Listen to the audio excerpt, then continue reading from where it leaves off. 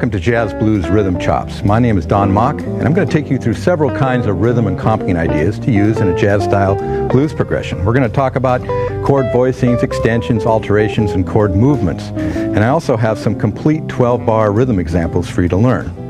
Now, although we're focusing in on the jazz blues, all the concepts in this video can be applied to standards and contemporary jazz compositions, as well as other styles of music like funk, blues, pop, and even country. The 12-bar jazz blues is a great vehicle to learn jazz comping because it's a simple chord progression we all recognize. Yet by adding a few substitutes and chord movements, it can be made very complex. The word comp or comping is short for accompaniment. And the ideas I'm going to present here are for comping in a group situation, usually with a drummer and a bass player, maybe a piano player or horn player, or even a vocalist. We'll explore the various roles the guitar can play in a group, from playing simple rhythm backgrounds to playing chord punches like a horn section or even sounding like a piano. And remember, you're going to spend a lot more time playing rhythm than you are soloing, so it's a very important skill to get down. So we got a lot of things to do. Grab your guitar because I'm going to ask you to play along in this video, and I'll give you some notes to tune up. Here we go. Here's my high E string.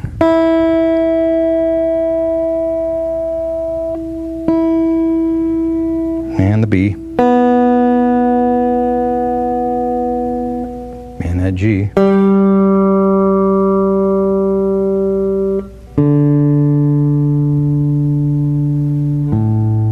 Here's the A.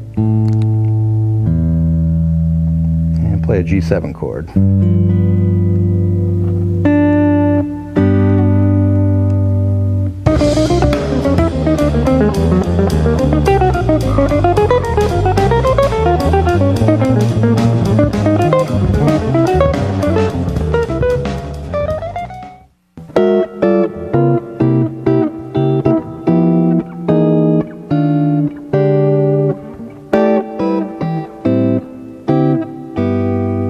Now, the first thing we need to talk about is the blues progression itself, the 12-bar jazz blues. Now, most of the ideas in this video are for a major style blues, meaning that the primary chords are major or dominant sevenths.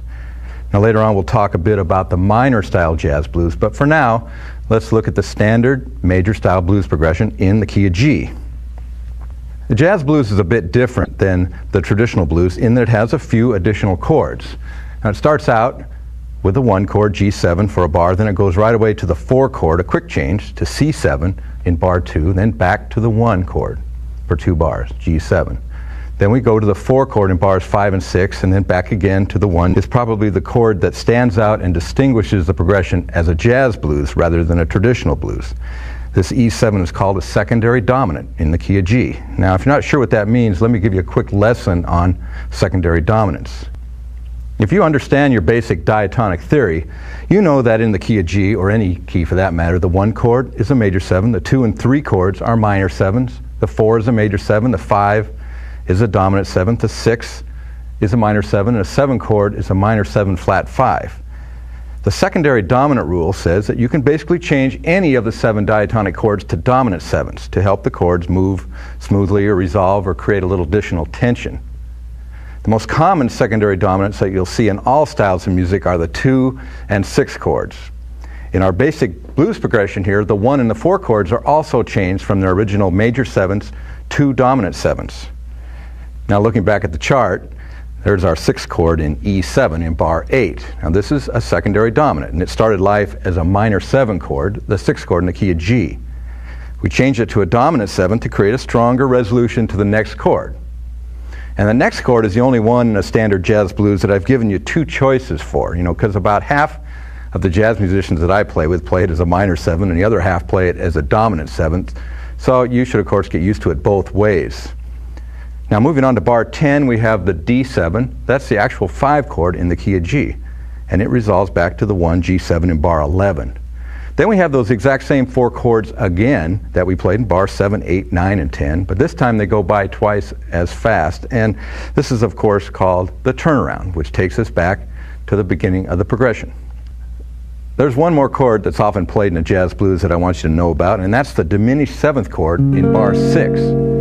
Now, here on the chart you can see we've added C-sharp diminished 7ths, and it's a type of substitute for the C7, and it adds a nice movement back to G7, or the 1 chord, in bar 7. Well, now that we've looked at the jazz blues in the key of G, we should now learn it in all keys. So if this is fairly new to you, you might want to take a break and work out the progression in several other keys like B flat or F, A, E flat, and so on. Now, a little trick I use is to use the guitar fingerboard as a sort of a slide rule to find the roots of the chords in my jazz blues. We were in the key of G, my root's right here on the low E string, 3rd fret, 4 chord would be here, 1, 4, 5, 6 would be here, and the 2. 1, 4, 5, 6, 2. 1, 4, 5, 6, or 6 is the dominant, 2. And I could just move that little shape anywhere on the fingerboard and be able to play in that key. I won't even look at the guitar, but I know that this is the 1 chord, this is the 4, this is the 5, this is the 6, and that's the 2. Key of B. Okay, and then if I use the A string as a root, as a guide, like starting right here on E flat, I can do the same thing, go up to the 4, 1, 4, or go down to this 4. I'd probably do that. 1, 4, 5, 6, and 2 in E flat. The 1 chord, 4 chord, 5 chord, 6 chord, and 2 chord.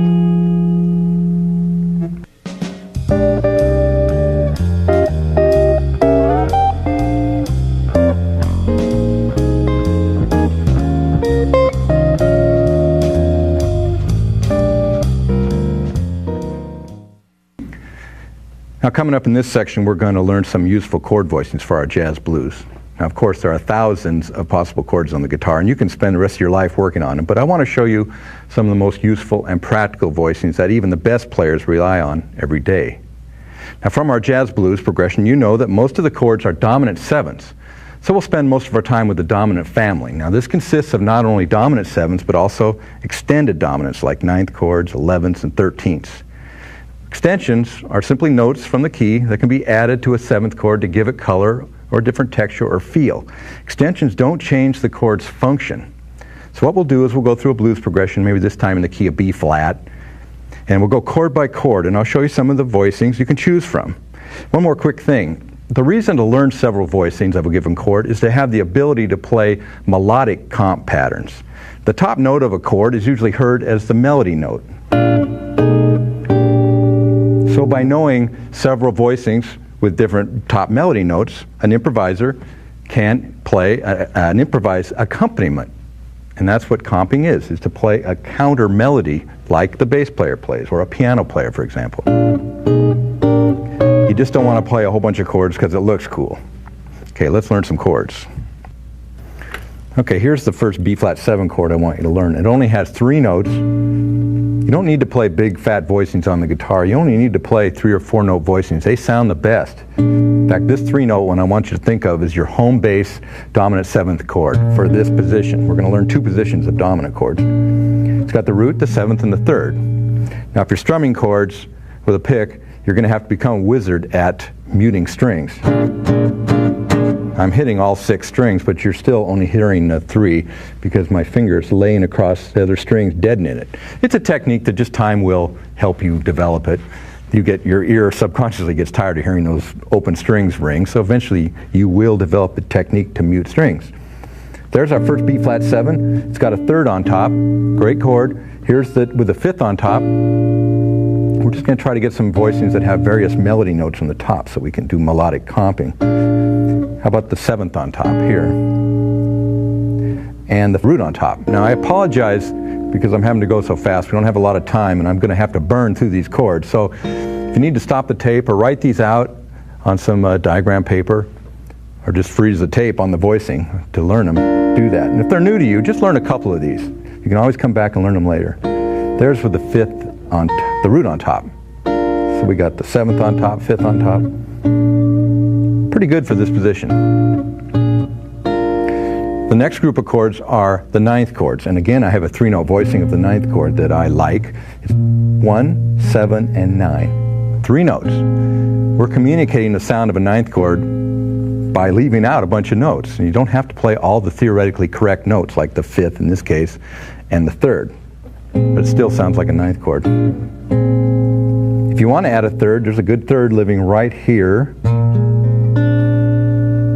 give you a little higher pitch. And if you want to go real high, you can move the root to the top like this. And there's a B flat 9, like that. Another voicing you might already know is this one. This is a B flat 9 with the inside 4 strings. You might play it like that. That's 3, 7, 9th, and 5th. You could add that root on top, or just play those notes. Pretty good for a 9th chord. I like these 3 right here. This one I showed you. To be able to play those 3 together. Real nice group. Now moving on to the next group of chords are the 11th chords. I'm going to categorize all of the dominant suspended sounding chords into one family, 11th chords. Because some of these chords aren't theoretically 11th chords, but they have that sound, that suspended 11th-y sound. This is one right here, B flat 7 suspended. I'm going to call it an 11th chord because it's the same thing basically. 1, 7, 11. Or I can keep my 5th on top, 1, 7, 11, 5. Or we can put the 7th on top, play almost what ends up being an F minor chord. The bass note here, F minor 7 over B flat. That's another 11th sound. Get the root on top if you want. The classic 5-chord suspended sound is this here. It amounts to an A flat triad over a B flat bass note. 9th suspended note there. Put the bass note on top, get a higher pitch. One other quick one I like is this one here. Very easy to play. It looks like kind of an F minor bar chord, but it's we're calling it a B flat 11th sound, and it's got the F in the bottom, the 5th, the root, the suspended note, the 11th, the 7th, and the 9th on top. I call this an invisible root chord because I'm not playing the root, but I use it to line up the chord. I can sight it. So if I want to play an E flat 11, I can see the E flat note right here, and so I can know where to put the chord. Well, now we'll go on to the 13th group, and you have to know this chord. This is the classic 13th voicing that all guitar players need to play, and it's a great sound for blues. We're going to use it all the time. 1, 7, 3. It's our little 7th chord shape with the additional 6th added on, or 13th. You can play it with the root on top right here. You can play it with the 9th on top, and if you're brave, you can reach up and get the 3rd on top. How about this one? It's like our 9th chord we just played, but we're going to add our 13 right here. Okay, now let's go to now the 4 chord in the key of B flat, which would be an E flat 7, and learn some 7th chord voicings for that real quick. Now I apologize I'm having to move so fast because I just don't have time to show you all the cool chords.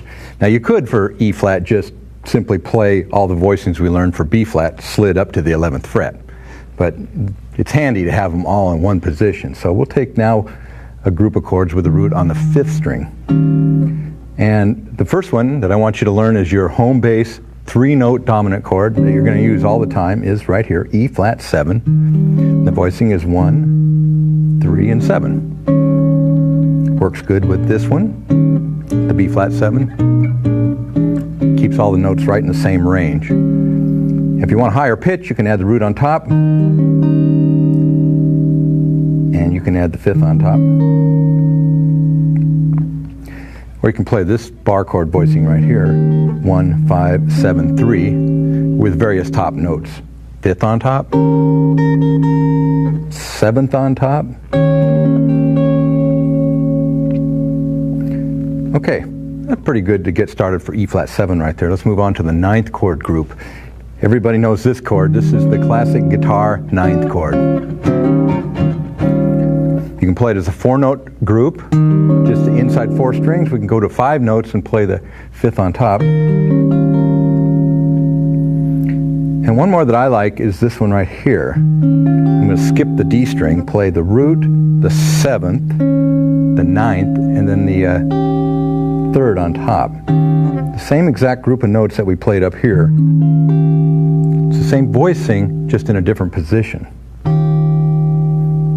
Now moving on to the 11th group, One of the best 11th chord sounds right here is just a simple bar chord for E flat 7. Nice chord. 1, 4 or 11, the 3rd, the 9th, and the 5th. You can add the root on top, take away the 5th and replace it with this root.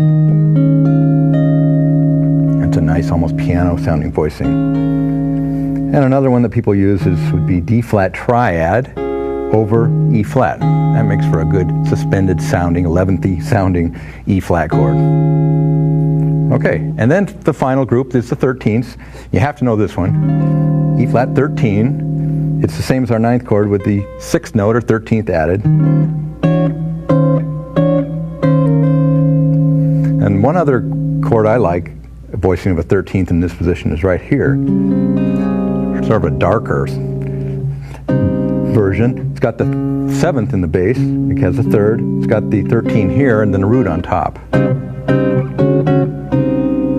You could add a 9th on top, you could add a 5th on top. Okay, well that pretty much takes care of our 4 chord. Then the progression then moves back to B flat 7 for a couple bars, goes to the 4 chord again, and then we added that extra chord. And if we do add the extra chord, the E diminished, here's some voicings of E diminished that I like. Right here, these inside 4 strings. Now any note could be the root, so I can't tell you the scale degrees, but it's an E and then a B flat and a C sharp and a G on top. And then the same 4 notes are right here. So that's a good voicing of diminished. And I also like this one right here. The bass note with the B flat, the G here, the C sharp there, and the E on top. Remember, all these chords have 4 different names. This is either a B flat diminished, or it's a G diminished, or it's an E diminished, or it's a C sharp diminished. So you don't need to learn a bunch of voicings. All you do is slide these up. But work on the 3 together, like this.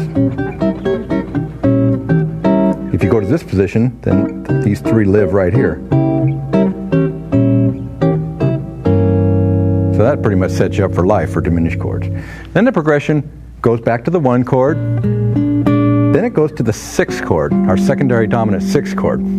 A couple special rules about the secondary dominant 6th chord. Now I can't go into a big lecture about theory here, but certain extensions on a 6th chord don't sound so good. The secondary dominant 6th chord thinks it's going to a minor chord. It's a dominant chord resolving to minor. G7 resolving to C minor. So extensions like the natural 9 and the natural 13 sort of distract from the minor resolution. So for now, I'm going to give you a quick rule. On the secondary dominant 6th chord, just play a straight 7th chord. No 9th chords, no 13th chords. Maybe a couple 11ths, but the other ones, forget it. But there's something else you can do to this, and that is you can alter it. And what's an altered chord? Well, this is a big one in jazz, and I'm going to whiz you through a couple voicings of altered chords, or how to build your own voicings.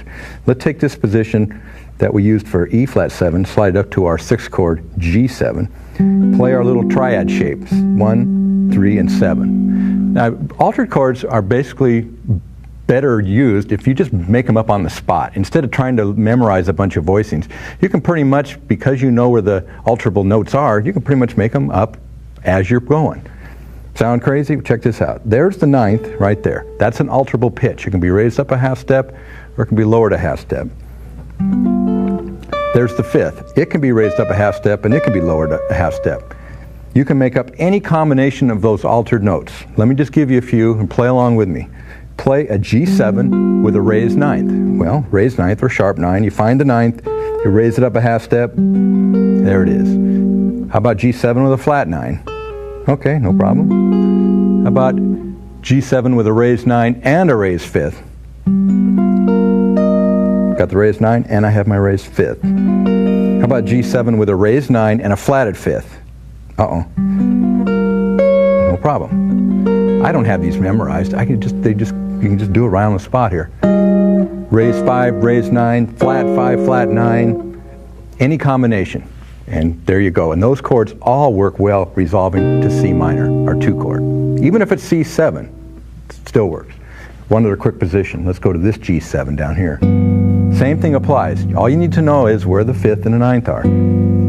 The The 5th in this position is right here, 2nd string, 3rd fret. The 9th is right here, the A note, 5th fret.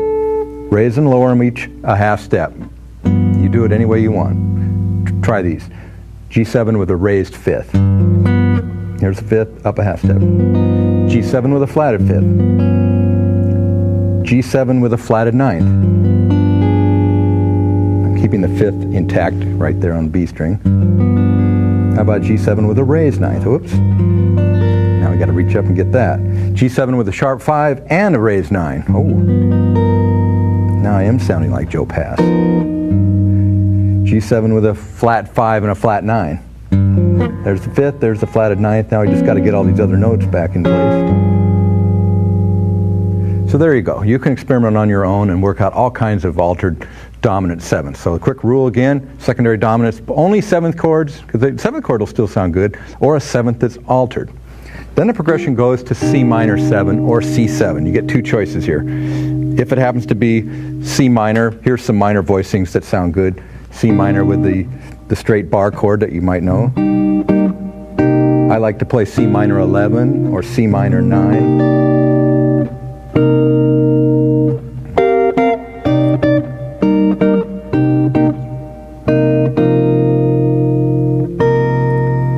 There's a lot of possible C minors, and of course you can get a chord book and learn hundreds of them. If it happens to be C7 that you decide to play as a dominant chord, all of the chords we learned for B flat 7 are the same. Just slide them up and play C11, C9, C13, any of those will work. Then the progression in the key of B flat goes to the 5 chord, F7. Now what's F7? F7 is the actual 5 chord in the key of B flat. And it's open season on the F7 chord as far as doing things to it. You can raise and lower the 9th and the 5th and play it altered, and you can play it extended. So you can play all those extended voicings, the 9ths, 11ths, and 13ths, and you can play them altered, which means you can come up with combinations like a 9th chord, F9 with a sharp 5, or F13 with a flatted 9th. Now, I know I'm going pretty quick, but that's really the bottom line. It never gets any more complicated than that. That's really how chords are built. And you can pretty much make these up on the spot. And as far as where we are in our progression, we're now resolving back to our 1 chord. Then it does the 6 again, and the 2, and the 5. Same chords over again, so nothing changes. So that pretty much takes us through the progression. And now that we've learned some chords, we better learn some rhythms now. So that's coming up next.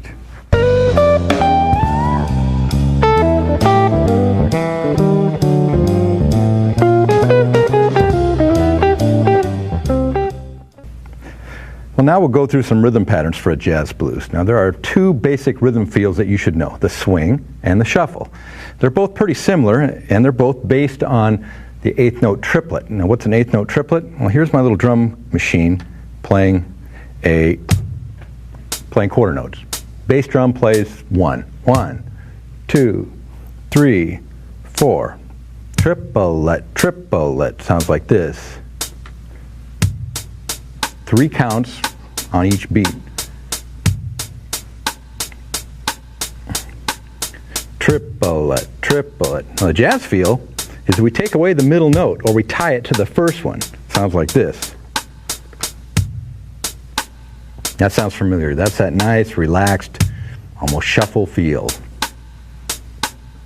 1, 2, 3, triplet, trip, leaving off the middle note, or tying the first one to the second one. Now the upbeats are called ands, even though they're not true or straight 8th notes. And this allows jazz and bebop melodies to be written as even 8th notes, which is a lot easier to read. Now in the shuffle feel, the upbeats are usually really pronounced. You pretty much always hear that, especially in the drums and the bass. The swing feel is a little more subtle, and it plays down that bounce of the upbeats. Now for a guitar player, both the feels are pretty similar. And the only difference is really the style. Jazz blues shuffles tend to be more traditional, and they call for maybe a more basic rhythm part, maybe these kind of. Although there is such a thing as a jazz shuffle. And of course, a jazz feel is jazz, and it can be anything from straight ahead bebop jazz to modernistic, futuristic jazz. So Now for a guitar player, playing the downbeats with a downstroke and the upbeats with an upstroke is a real natural feel. So if we play with our band here, you can almost make a circle here. Down, up, down, up, down. Get that gallop. 3, 4. Now you're not going to play anything that much. We're going to play combinations of the upstrokes and the downstrokes. But you can keep this going with your arm. It's almost like an automatic metronome.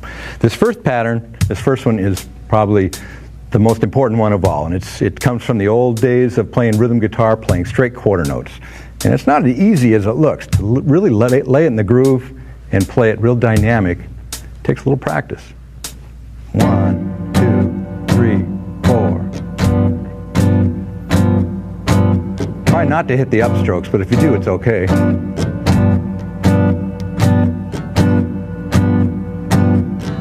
If we went through the progression,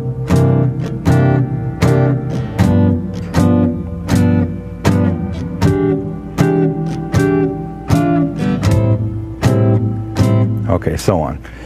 Now the next one I have is a little variation of that. This time we're going to play downbeat on 1, downbeat on 2, downstroke on 3, and an upstroke on the 3 and after 3.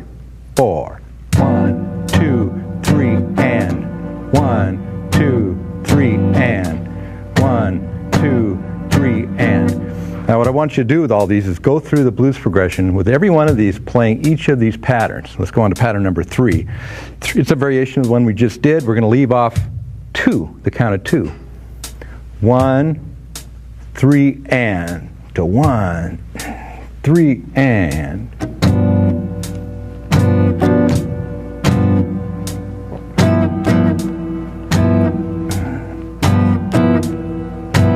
Okay, that's a good one. Work on that one for a while. And number 4 is we don't play on 1. Play on 2, 3, and 4. 1, 2, 3, and 1, 2, 3, and 1, 2, 3, and. Good one. And this next one starts with an upbeat on the and that follows 1. So it's 1 and then 3 and. 4, 1 and 2, 3 and 1, 2, 3 and 1 and 2, 3 and 1. Good one. Let's go on to another one real quick. This one kind of feels more like a shuffle because we're going to play on 1 and then and right away. 1 and we can play on 4 or we cannot play on 4. And of course you're going to want to mix these up. 2, 3, 4, 1 and 2, 3, 4, 1 and 2, 3, 4, 1 and 2, 3 and 4 and 2, 3, 4. Another quick one is to play the and of 1 and the and of 2. 2, 3, 4, 1 and 2 and 3, 4, 1 and 2 and 3, 4, 1 and 2. You can let the chords ring if you want. Cut them off. 4, 1, 4. Upstrokes for the upbeats. Okay, and just one last one here is the tricky one because we're going to have an and after the count of 4. And in chord changes, that would usually signal the next chord. So this time, we're going to play on the count of 2, 3 and then the and after 4, but we'll have a little chord change here. Let's go back and forth between G7 for a bar and C7 for a bar. Check this out. 4, 1, 2, 3, and 2, 3, and 1, 2, 3, and.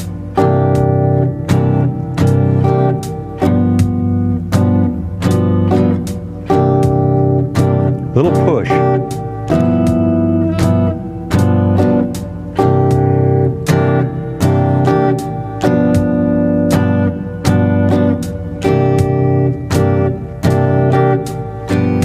Okay, again, go through all the different keys of progressions, experiment with your chords, playing either one chord for a whole bar or mix up some of those chords where you play maybe a different chord on different beats and now add your rhythms to it. So things are starting to get a little complicated, but stick with me. Up next, we're going to learn some additional little concepts for comping.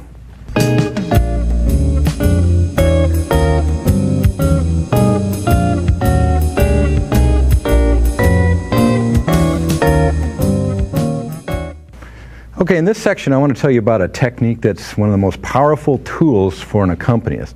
And it's so simple, it's embarrassing, yet it took me years to figure out what people are doing when I listen to records. It's simply the moving of a chord up a half step or down a half step. You probably already do it when you play chords. You've probably been playing some funk and you...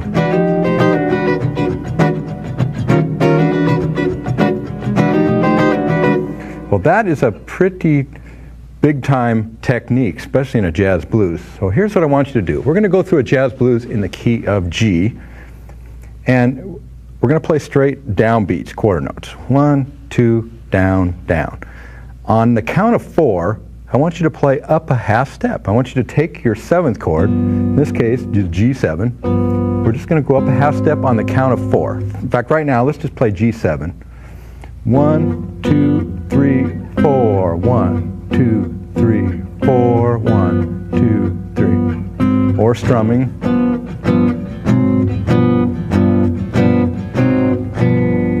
Okay? Now when we go through the progression, you're going to have to keep one thing straight, because when we change chords, we want to have that 4 be the chord we're going to. So let me go real slow and explain it. We're going to go G7, 2, 3, but now on the count of 4 we go to C sharp 7 to C7. 1, 2, 3, 4, 1, 2, 3, back to 4. Now because we're going up a half step of the chord we're going to, so we're still on G7 for 2 bars. And we're getting ready to go to C7, 4, 1, 2, 3, 4, 1. Let's just leave off the diminished for now. 4, 1, 2, 3, 4, 1. 4, 1, going to the E7, secondary dominant. 4, 1. I'm going to use A7. 2, 3, 4, 1, 2, 3, 4, 1, 2, 3. Because now we're doing the 2 beats apiece on the turnaround. On 4, half step above the chord we're going to. 1, 2, 3, 4, 1. Seems a little confusing. Let's play it with a track of drums and bass and just play along with me.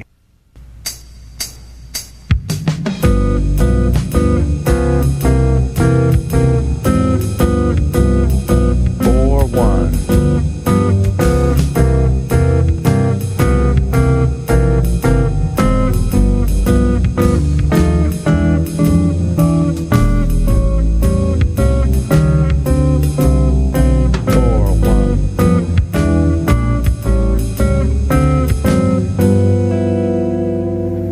Pretty good. Now you can practice that several times. And I'm just using the straight 7th chord. See how good they sound? And we'll add the extensions as we go, but just start with that basic 7th chords to get these grooves down. Now I got a little trickier one for you here. This time you're going to play on 2. You're going to do something different on the 2 besides 4. So stick with me here. This is some cool stuff. On 1 you're going to play the chord. On 2 you're going to go down a half step. Kind of sort of simulate a walking bass line. On 3, we come back to our original chord, and on 4, we do what we just did, go up a half step to the chord we're going into.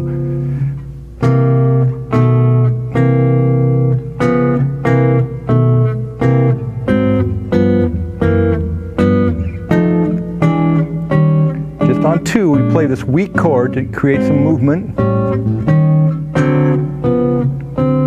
It gets a little tricky here.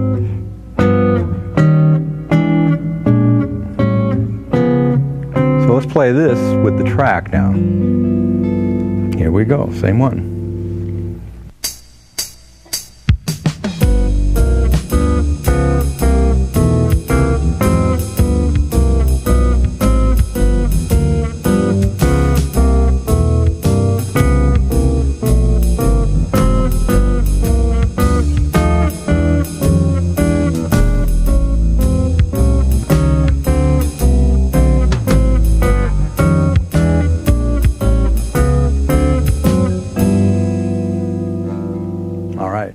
Now, of course, a good accompanist is never going to play the whole tune all the time like that. These are just some techniques that you play a bar or two this way, then maybe you sustain a chord for a bar and you play a little punch. It's a mixture of all these different things.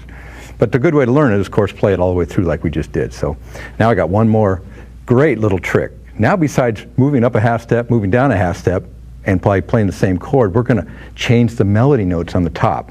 This used to drive me nuts. I used to listen to Joe Pass albums, and I couldn't figure out what he was doing. It sounded like all these complex chords, and it wasn't until I finally hung out with him and saw that he just simply played a chord, up a half step, back down, with various top notes, like this. Here's a little lick for G7. Starts with a G9 that you've already learned, with the A note on top. Then we're going to go to our half step below, dominant chord. Listen to the top notes. F sharp 7, G7, G sharp 7. Now we go back to G7, this time play the D on top.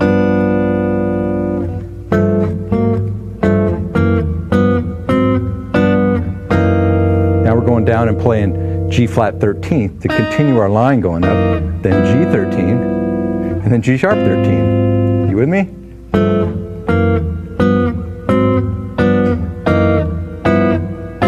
Now we'll go to the G13 with the root on top. G flat 13 with the 9th on top.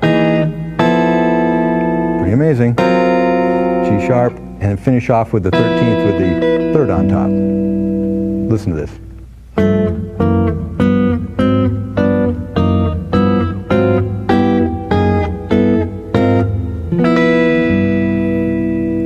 All right, so now I have a couple little tunes to teach you. These are complete 12-bar comps, and I just want you to learn them just as they're written there.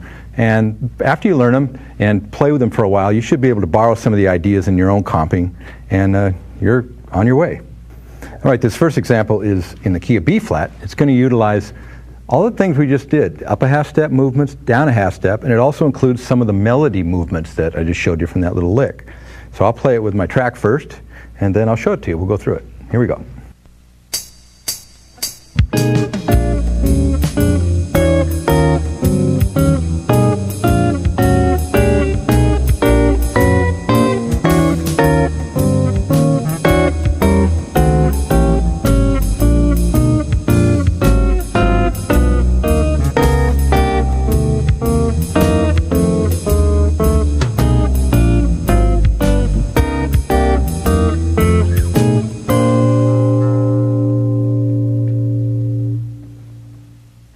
Okay, let's go through this chord by chord. It's all quarter notes, so it's pretty easy to play. Rhythmically, just a lot of movements with the chords. Starts with a B13 into B7, B flat 7, and then de-emphasize the A7 and the B flat 7. E13 into E flat 9, the D7, E flat. B13 takes us back to B7, and then a little movement up to the 4 chord.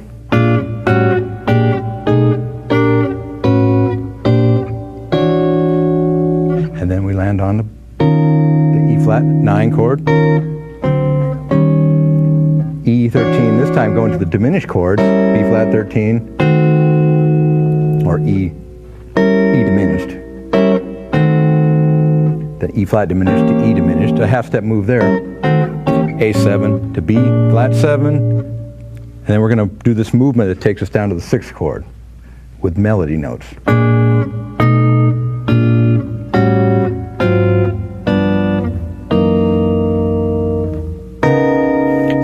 Sharp 13 into C9, our movement. F sharp 13 into F7. Here you have to use some open strings to play the E7. That's not too bad. Then our turnaround. Same movements, again, twice as fast.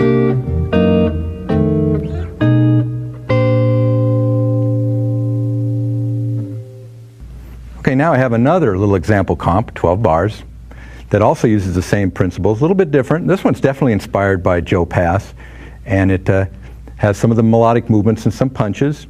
Just check it out. I'll play it with the track, and then I'll show it to you.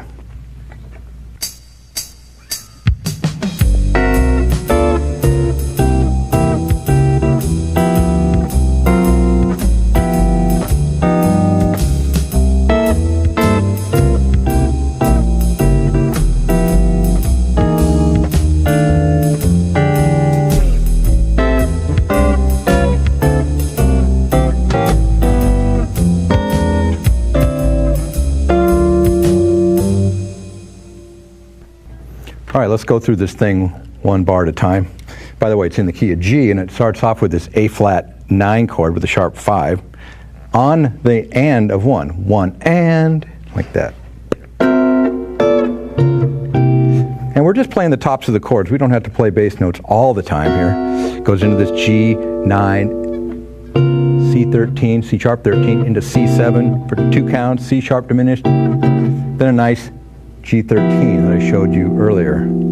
Goes up to G sharp 13, and then G13 again. This time, let your finger off. It gives you what you might call a G7 sharp 5, setting up the 4 chord, which is now C7. And we're doing our 13th now with the little finger added.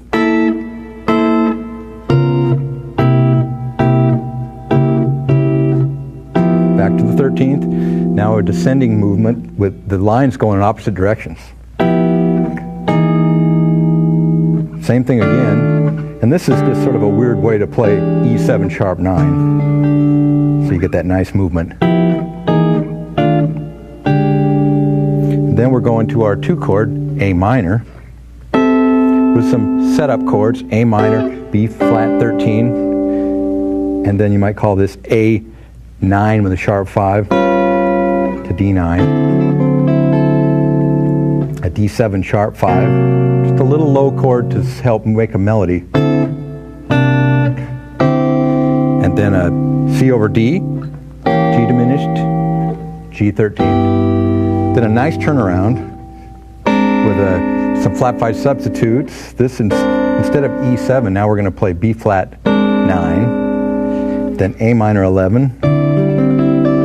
If you want to get the bass note, you can. You don't have to. And then this cool chord, a version of D7. It's got the 3rd and the 7th, but then it's got a flat 9 and a sharp 5. That's why we're calling it D7 sharp 5 flat 9.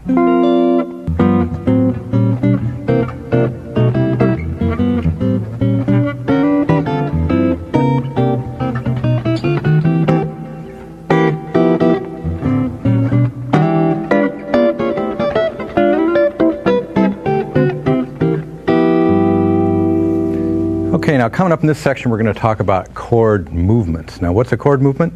Well, a chord movement is a phrase of chords. Just like you probably learned some single note melodies or licks, playing maybe blues or rock or something, you do the same thing with chords. And some of the great chord melody players have worked out phrases of chords for various progressions, like 2-5-1s and 1-6-2-5. And I want to show you some really nice little simple phrases. These ones only have 4 chords in them that you can superimpose inside your blues progression. And they're all going to be for dominant chords, so every time you have a dominant chord, you can play one of these 5 movements we're about to learn. Our first one is going to be for G7, and it goes like this. It's a G7 3-note chord, just like we first learned, an A minor shape, a B flat diminished, and then this little G triad. It's really just G major. You can play them all as quarter notes, and you can play them forwards or backwards. Now that one sounds like the old rhythm days back in the 40s with the rhythm guitar players.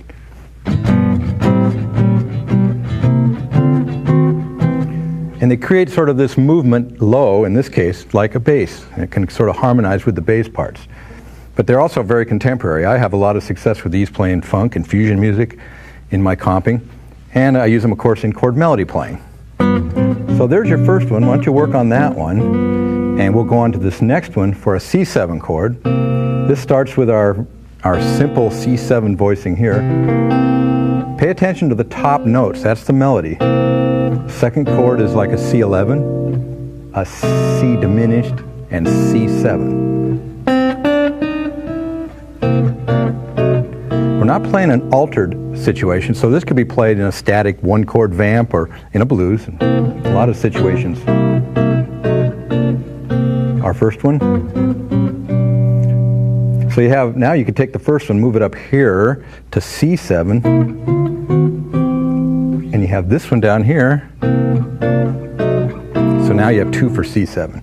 Here's a third one for C7. We start where we left off in the last one, 3rd on top. Go to play C7, only the inside 4 strings,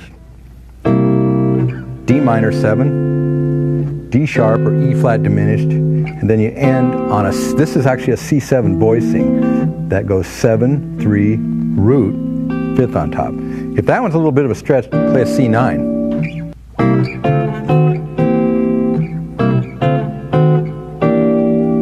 They both sound fine, and you just go backwards the same way. Connect the second one and the third one together.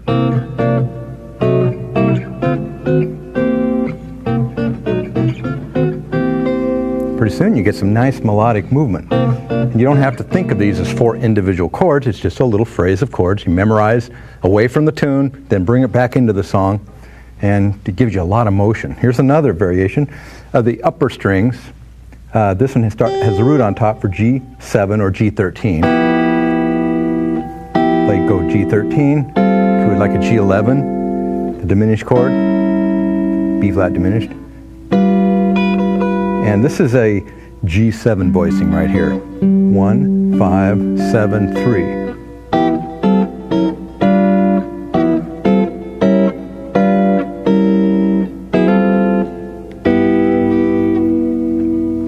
So how do you use those things? Well, one thing you can do is just play, I'll play through a whole blues progression with my drum machine here, just using those. Of those, what did we learn? 4 of them? Okay. Key of G, 2, 3, 4.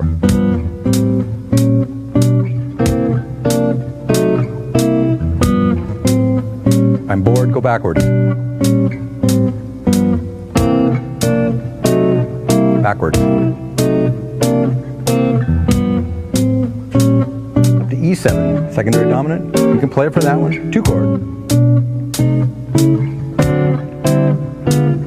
Turn around, you don't have enough time, unless you're really fast. Just play the chords in your half step. Or, different phrasing.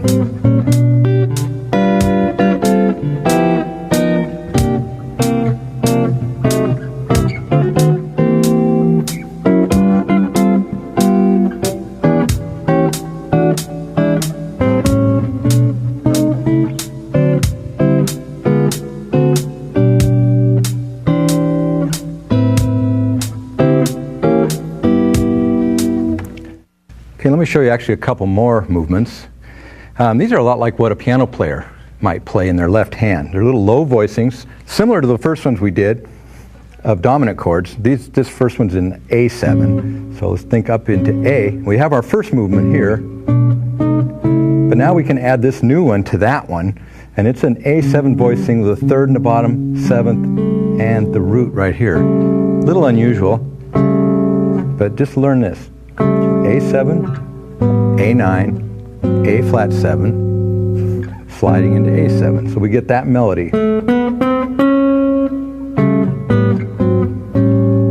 Nice movement. Connected to the second one. Cool, okay. Here's a little variation of that now for D7. Little lower voicing.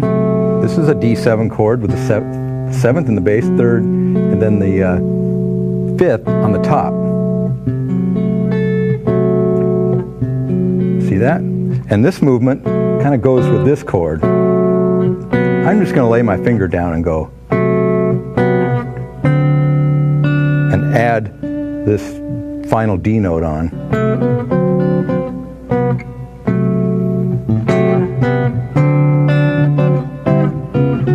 Now you can connect those 3 together and you get a pretty long line now, right? You just have to work out the rhythmical phrasing of how you would use that. Okay, now I have a little piece to show you that features the first chord movements that we learned. It also sort of is an example of punches like a horn section would play.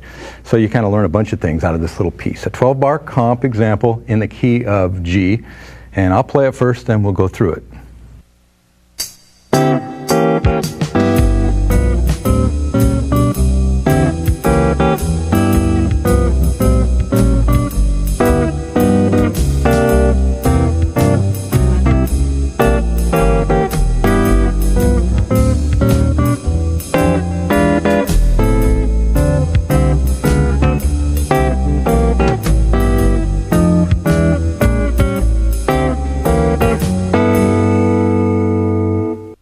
Okay, let's go through this thing one chord at a time. It starts on a pickup bar, actually on the downbeat of 2, 2 with a C over D chord, the 5 chord, and a diminished chord on 3, and then the and 4 G13.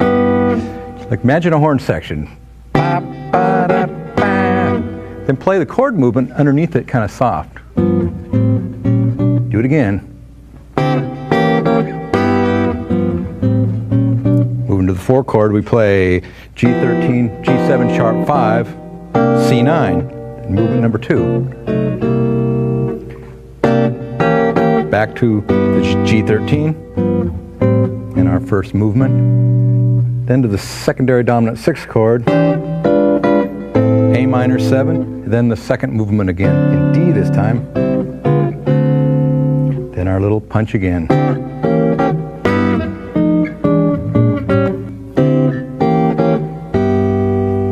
And then it sets itself up back to the beginning. So why don't we play it together here with our band. Remember, on the count of 2, play your little horn section pickups. 2, 3, 4, 1.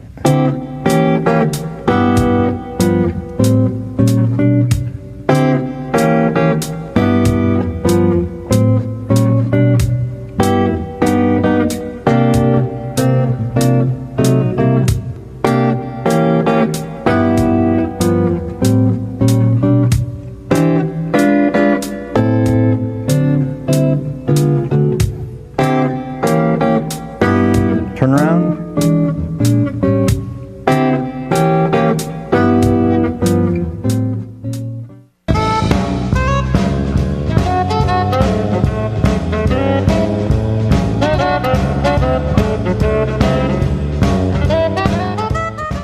Let's change the subject a little bit, move into a shuffle feel. Now, certainly along the line somewhere, even in a jazz situation, you're going to be asked to play a rock and rolly shuffle in a jazz blues. So we want to talk about some of the feels. I got a great little comp pattern to show you, but first I want to talk a little bit about the picking. If you're using a pick in strumming, that's fine. You might want to use a little lighter pick so you don't have too much attack. So you can play light. I am one of the unusual players that plays with no pick when I comp. I usually put the pick in my mouth, and I play with just my thumb and fingers, kind of like a bad flamenco guitar player.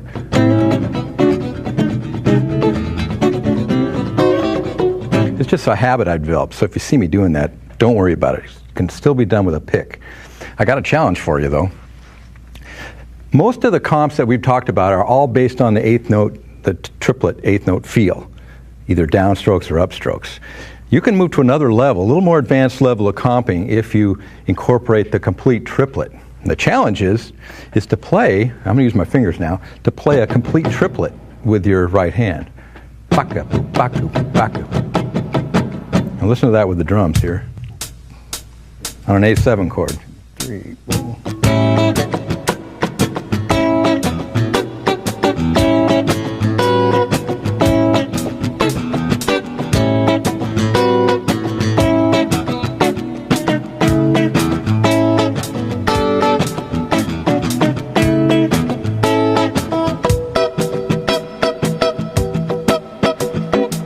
Anyway, you get the idea. And you just have to sort of play around with that. Maybe a combination of eighth notes and triplets. That's what I was doing.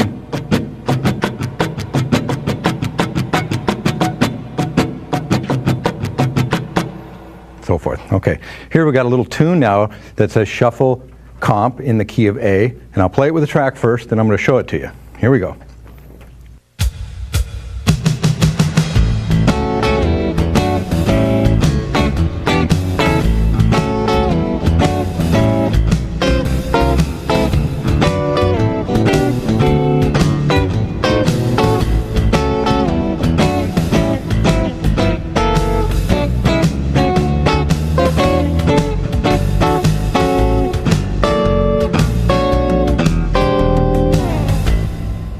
Okay, let's go through this thing one chord at a time. Starts on the and of 1 with a bass note. You don't have to hit the bass note, but it's nice.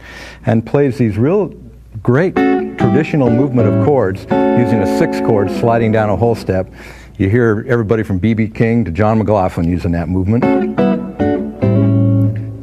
It's an A6 to a G6, but when it's G6, it's really could be called A9. D over A and A7. Now you could do this little hammer if you like. These are just little triad chords with various bass notes I just put in for effect.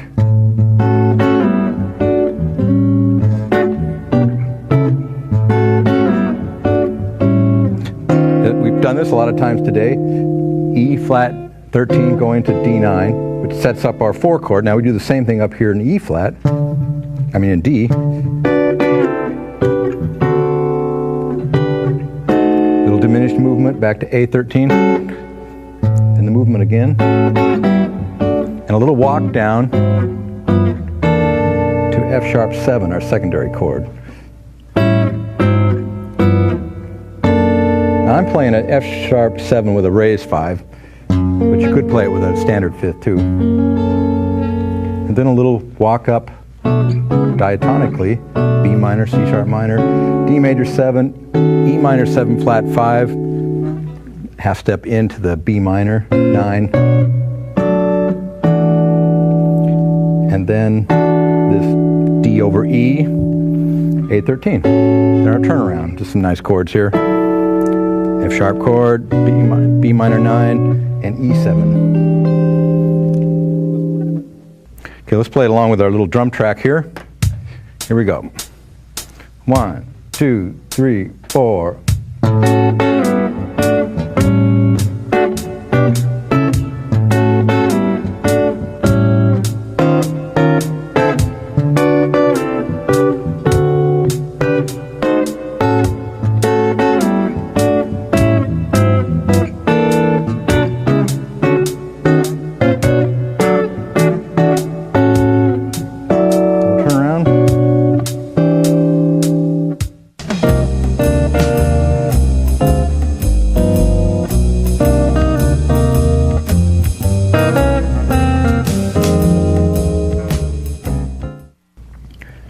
Well, I wish we had a little more time to spend on minor blues, but I'm going to have to keep it kind of short. So what we're going to do is play through a minor blues in the key of C. Now, a minor blues is exactly like a major blues as far as the feel, the use of chord movements, half-step connection. All these things are the same. You're just using lots of minor chords, minor 2, 5, 1. So if you get the principles of the major blues, you can certainly apply it to minor. So let's play through this C minor progression. What I have is 3 different versions. The first one is what I would consider the basic changes for a minor blues in C minor. Second one has a few additional chords. Third one, some more chords than that. So play along with me, and we'll just play with the drums here and get a feel for some minor blues. Here we go.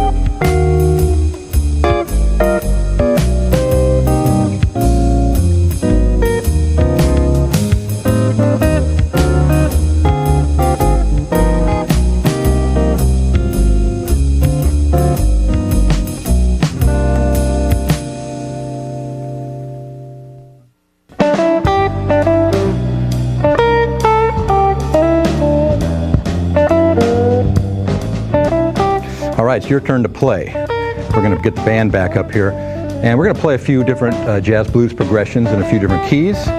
And I think I'll just play some melodies in some soloing over the top, and so you should practice applying some of the ideas we've talked about in the video. So just have a good time with it, play it over and over again, and then of course get out there and play with your friends, play with some musicians, and start applying this stuff. So have a good time.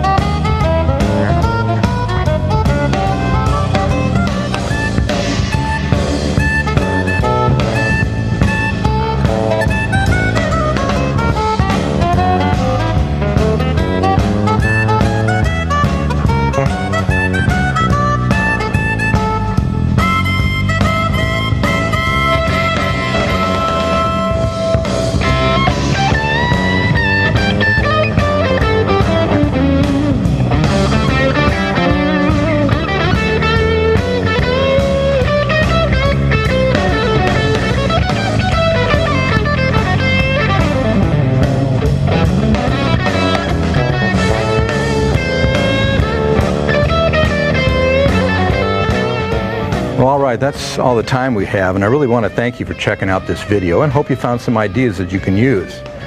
You know, the best way to get these things under your fingers is to put them to use as soon as possible. Try to get together with some other players or your friends and just play. Now, if you can't do that, get some play-along tapes or a drum machine or even a simple metronome. Now also, you really need to listen to as many recordings as you can of this style to get a true feel for it. Besides guitar players, listen to piano players for the way they use chords and textures, and listen to drummers for the rhythm accent ideas they use.